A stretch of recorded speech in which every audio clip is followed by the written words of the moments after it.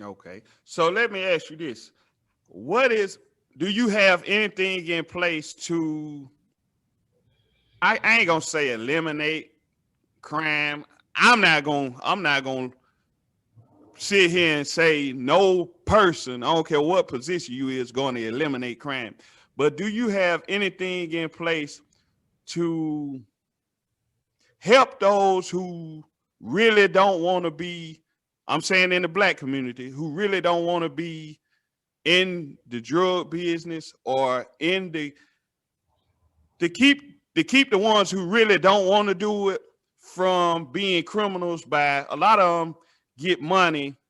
And I noticed you spoke on that earlier about jobs. Like, how would a guy who's been in a gang, who's maybe has a felony, what do you have in place for him? Or do you have anything?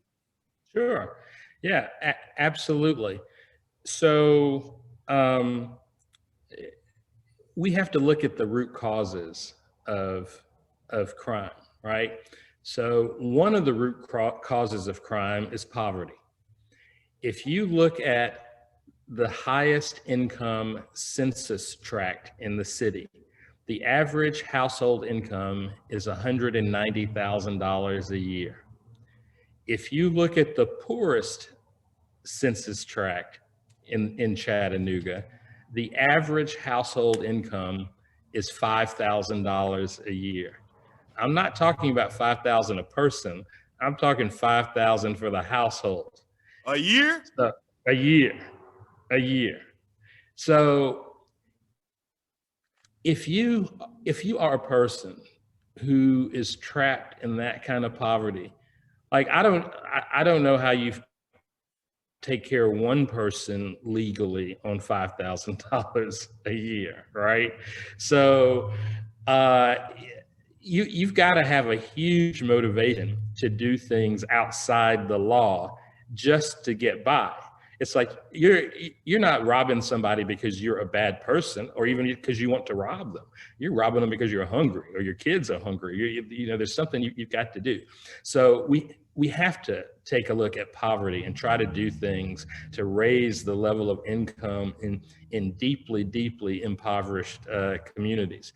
The other thing is, our own police department says that 65% of all burglaries in Chattanooga are related to some kind of addiction. People are just stealing stuff so that they can sell it and get money to feed their addiction. But do we ever do anything to help people kick the addiction? Do we ever send people to rehab? No, we just keep arresting the same addicted people over and over and over again. And it just doesn't make sense.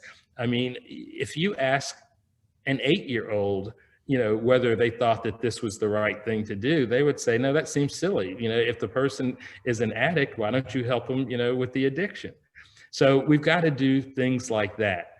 And then I think that when we put more jobs in the community, when we put more jobs in the neighborhood, then we can talk about second chance programs and yes, you've got a felony conviction, but we'll hire you if you can stay clean for a year or something like that.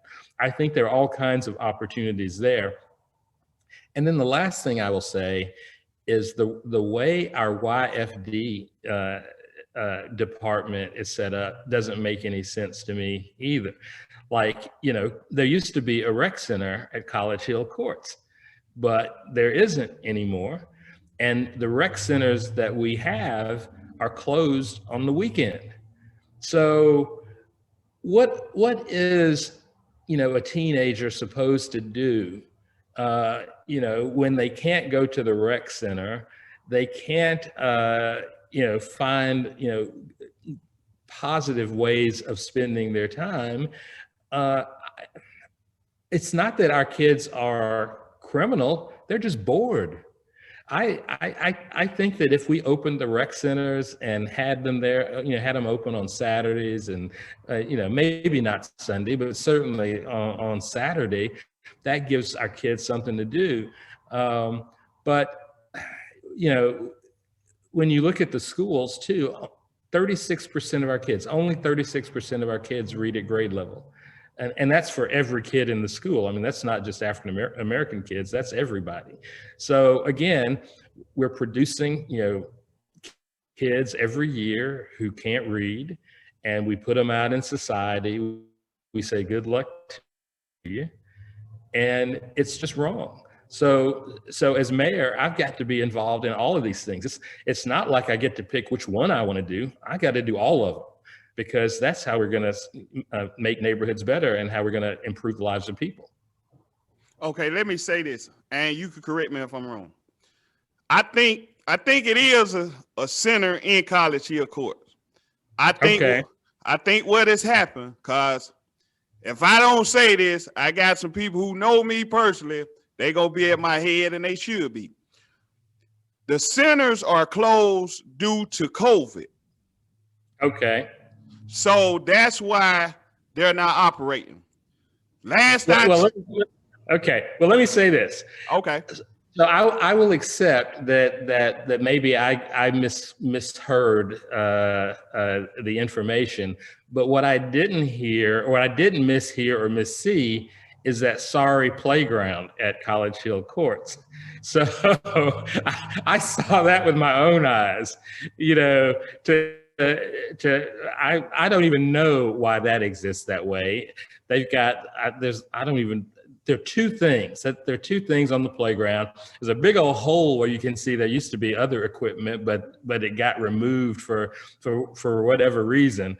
So I may be wrong about the rec center, but I'm not wrong about that crappy playground. Which playground are you talking about? Is you talking about the one inside the projects or inside? So if you're at the flagpole and you're walking by there's a playground, that you can see from the flagpole. I'm gonna tell you something. I'm 30. I'll be 38 in March. The playground was done. I'm gonna show you how long ago they did repairs on the playground. They put the playground up. My father died in 1998. He was involved in putting the playground together initially. The playground hasn't had updates since I graduated, or a little before I graduated high school. And I graduated high school in the year 2001, and we are in 2021. Mm-hmm. Yeah. So it's pretty clear to me that some neighborhoods, and I'm sure College Hill Courts isn't the only one. I'm sure I can go other places and see, that kind of neglect. So why is it that city government doesn't pay attention to some neighborhoods, and they seem to pay a lot of attention to other neighborhoods? So I'm going to tell you two stories. Okay. Last week I was in Churchville, I was in Bushtown, and I was on the west side. And at least one person in each of those neighborhoods said to me, look around, just open your eyes and look at our neighborhood and just ask yourself, is this right? Like, when do we get something? When do we get something? And I had to look around and I said, you're right. You have been neglected. But the reverse of that is I was in Jefferson Heights on the south side, an affluent neighborhood. And I asked a woman what she wanted from me as mayor. And she looked at me, and I'm going to say she was probably in her 30s, maybe 35 or so. She looked at me and she said, I don't want anything. I am so tired of city council people kissing our behinds over here because we are, rich. She didn't say rich, she said white people who are pretty well off. What I want you to do is I want you to take care of other people. I want you to take care of other parts of the city because it's almost embarrassing how fast people from the city come tripping over themselves when something in this neighborhood needs to be fixed. And I was like, oh, okay, all right, I can do that. So it's pretty obvious when somebody in Jefferson Heights, who probably has never been to the West Side, but has eyes to see, can just look around and see the inequity that exists in Chattanooga and how the government treats people differently, how their own city government isn't even fair about the allocation of resources. Okay. So let me ask you this, based on, because you was in College Hill, of course, where I'm from, the West Side. Is it anything, I'm just asking, is it anything you could do as mayor, if elected, to slow down the process? Because I know they finna tear down the West Side. We ain't finna sugarcoat it. Right. Is it anything the mayor can do to slow down or even stop that process? Is it possible? Well, I think that train has pretty much left the station. In fact, last week at the city council meeting, the city council approved the plans for the development on the Alston property, which they're calling the Bend. So the city council has already green-lighted that as of last week. So I think that's going to happen. What we need to do, and let me say this too, the College Hill Courts is in sad and sorry physical condition. I don't want anybody living in a building that's 100 years old and without any air conditioning or any kind of amenities whatsoever. I don't want that. But we've got to make sure that we don't turn the West Side into just another affluent neighborhood. We've got to have affordable housing. We've got to continue to have public housing so that we have a diverse community. Every study that I've ever seen says that diversity is better than having no diversity.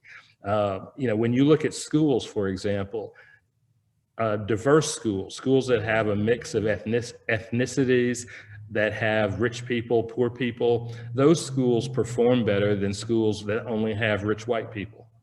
And so diversity is good. And we need to keep that in College Hill Court. So we've got to make sure that if we're tearing down those housing units, we are replacing them with other housing units. The one power that the mayor has in all of this is that the mayor appoints the board of the Chattanooga Housing Authority. So as mayor, I get to appoint the entire board of the Chattanooga Housing Authority. And one of the questions I have is I don't believe that there's ever been a board member of the Housing Authority who was either a current or former resident of public housing. So how are you going to manage public housing when you've never even lived in public housing? It's crazy. Right? So, you want to ask one of the things that I'm going to do differently. I'm going to make sure that there's a board member on the Housing Authority board who has had some personal experience with public housing. Now, that doesn't mean they live in it right then and there, but at some point in their life they did, and they can speak to that from their own personal experience. Okay, that would be great. And if possible, I don't know what the qualifications would be. Me, Roland McClendon Jr., that's my government name. I would be very happy to sit on that board because I'm going to tell you why. I grew up in the West Side. I lived in the West Side from birth until I was a grown man at the age of 18. And once I became an adult, I went to a prison. I want to say it was in Wartburg or something. And it triggered something in my head. And I done talked about this on the Deprogram show before. But if you look at the conditions of the West Side and other housing projects before the West Side, your Alton Parks, your Pa's homes, and even Wheeler homes. I noticed something when I went to the prison. If you remove the guards and you remove the inmates, the prison and those projects look exactly the same. Mm-hmm. And what clicked in my head, I was like, So I grew up in an impoverished area. So basically, you want me to feel at home when I go to the penitentiary. It's something wrong with that. Oh yeah. And Yeah. then not only that, if you go up the hill from College Hill Courts, if you go to the Boynton Overlooks, I lived in the Boynton Overlooks for a few years. If you look at the way the building is constructed and you go downtown to the county jail and look how that building is constructed, if you really pay attention, the only difference is guards and locked doors. And Mr. Brewer, tell me, am I tripping? You are not tripping. I I think that it's on purpose that there are those similarities. Of course, because this is what they do. And I'm saying you spoke to something earlier. You spoke to the mayor being they appoint. How long has that been a thing where they appoint the whole council of the housing project? Oh, it's been a while. It's probably been 20 years. So that tells me that the mayors of this city, just this city, we're just gonna speak on Chattanooga, Mhm. they have planned for 20 years. I'm 37, finna be 38. I would have been 17, getting ready to turn 18, for at least 20 years, saying, hey, you live in these conditions. Most of you, your parents, if you have a mother, your mother, 9 times out of 10, your father's not going to be there. If your father's there, your father has to hide while he's in the house. So we're banking on you going to jail. So if you look at a government, there are people in a government whose job it is to predict the number of jail cells that the city is or the county is going to need. And there are people whose job it is to predict the number of classrooms and schools that they're going to need. And in some cities, and I don't even know what it is in Chattanooga, but in some cities, there are places where they are building jails faster than they're building schools because they have a pipeline to send people to jail over sending people to school. And that's again, it's crazy. And what we have learned over the last 4 years that with the Trump administration is that now people don't even try to hide this crazy stuff. No one is hiding that they are racist. No one is hiding that they are, discriminatory. We had a guy in the White House who legitimized it, who made it okay for people to stand up and go, oh yeah, I'm proud of my heritage. I don't know about those people. I mean, we are living in a crazy time, and somebody has got to stand up and say, wait a minute, this is foolishness and it's got to stop. And I, thank God we've got Biden and Harris in the White House, and at least for the next 2 years they have control of both houses of Congress. But this is going to be a time that we need to put on our track shoes, and we've got to do some hard work to get control of society, because it has fallen in a ditch, and we've got to put it back on track. One thing I'll say about the Trump administration, I ain't for Trump, I ain't against him. One thing that I appreciated about the Trump administration, I'd rather you let me know you don't like me. That's just me. Right. I don't want you to be in it. I like what Trump represented. Okay, you don't like black folks, let us know, and I know how to move accordingly. Don't snake me. Oh, I love you. I love you. Then bust me over the head. And then say, it wasn't me. Right. So I don't have an issue far as Trump concerned with that, because if I don't like you, like, okay, with that guy you dealt with, it was a story. Well, true story. You went through it yourself. You was downtown. You got admitted in Baylor. You got your Baylor jacket on. A man approached you basically saying, what in the you doing with this jacket on? You can't be representing this school. Mm-hmm. So with that being said, you might not appreciate what the man did, but it's good. He said, look, I don't like you, blah, blah, blah. So with that being said, the school, which they did from your own admission, they banned him for life. Right. Just think how many who, oh, we got to hide who we are. They might feel the same way that man felt. They might even went to school with you. I'm pretty sure it was some who went to school with you and after you, but like, man, I can't stand him. And it's really out of ignorance, because for one, if I don't know you, I'm just going by something I was taught, which is ignorance is taught all day. But I'd rather you show me. That's why I'm like, Trump, I ain't tripping on Trump. But Biden, this me. I ain't pro Biden.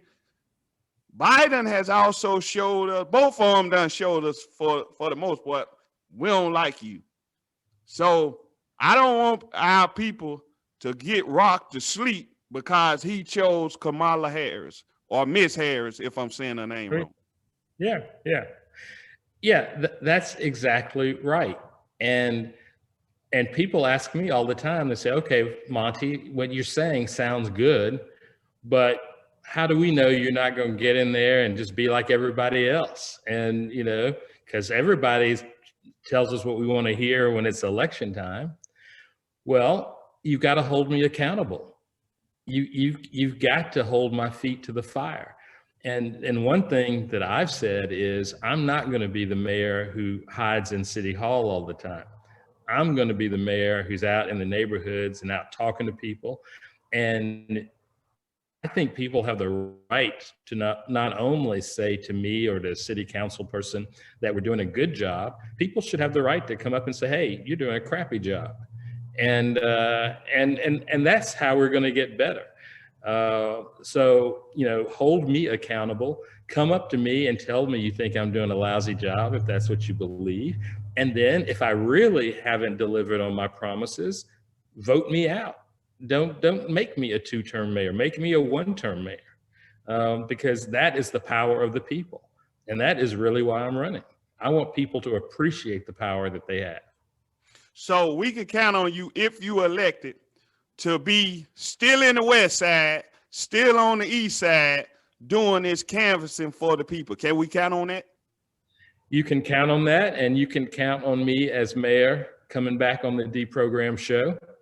And you can ask me, anything you want, because, I'm not going to change my willingness to come and talk to people and be held accountable. Okay. So let me ask you this. Since you talked to my brother, Mr. Anderson, in the West Side,